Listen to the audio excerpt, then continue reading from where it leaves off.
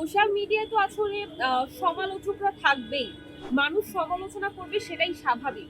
কিন্তু আমরা বিয়ে করেছি, কোনো অসামাজিক কাজ করিনি কিংবা আমরা লিভ টুগেদারে নেই যে আমাদেরকে নিয়ে সমালোচনা করতে হবে। আমি মনে করি আমরা বিয়ে করেছি, বিয়েটাকে মানুষের উৎসাহ দেওয়া উচিত এবং এটাকে সাধুবাদ জানানো উচিত। যারা সমালোচনা করছে তারা বেশিরভাগই ফেক আইডি থেকে করছে।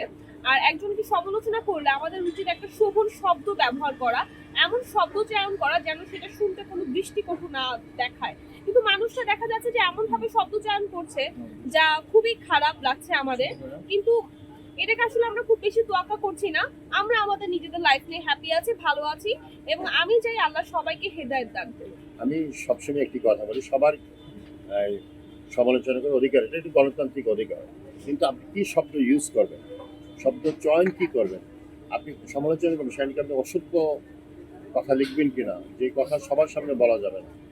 যারা লিখছে যদি তারা সত্যি কোনো আইডি তাদের থেকে থাকে, সেই শব্দটিকে তার ফ্যামিলির সামনে সে বলতে পারবে, তার মেয়ের সামনে সে বলতে পারবে, তার ওয়াইফের সামনে বলতে পারবে, তার পিতা মাতার সামনে বলতে পারবে। যেই শব্দ তার ফ্যামিলিতে বলতে পারবে না, সেই শব্দ যেন সেই, আমি বলবো এই মিডিয়াতে যেন বা সোশ্যাল মিডিয়াতে কোথাও কমেন্ট করা বা কোনোভাবে মেসেজ করা। আমাকে একজন মেসেজ দিয়েছে, এত মানে কি মানে নোংরা মেসেজ। তখন আমি তাকে নক করেছি, তারপর দেখি সে আইডি ফেক আইডি। তা আমি তারপর যদি কেউ করে থাকে আমি সবাইকে রিকোয়েস্ট করবো যে আমার কারো বিরুদ্ধে কোনো অভিযোগ নেই, যে আমরা মানুষ, আমরা স্রষ্টার শ্রেষ্ঠ জীব, সবাই যেন শোভন সুন্দর আচরণ করে। এবং আমরা যেহেতু বিয়ে করে ফেলেছি এবং বিয়েটা আমাদের ইসলাম এবং দেশের আইন মোতাবেক হয়েছে, তা আপনারা সবাই, কারণ আপনারা যখন কাজ করে বিয়ে করলে মানুষ কী করে, দোয়া করে যে তারা যেন ভালো থাকে, সুখে থাকে। তা আমি সবার কাছ থেকে দোয়া চাচ্ছি যে আমাদের এই দুজনের জন্য আপনারা দোয়া করবেন, আমরা যেন ভালো থাকি, অনেক সুখে থাকি, শান্তিতে থাকি এবং আপনারাও ভালো থাকেন। ফ্যামিলি থেকে আমি কোনো প্রতিক্রিয়াকেই পাইনি, কোনো বাধাও পাইনি। আমার ফ্যামিলি তাকে যথেষ্ট আদর করে, তাকে খুবই সাদরে বরণ করে নিয়েছে।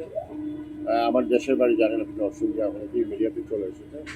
যখন আমি আমার গ্রামের সাথে আমি খুবই ওয়েল কানেক্টেড এবং নরসিংদীর মানুষকে আমি অনেক ভালোবাসি।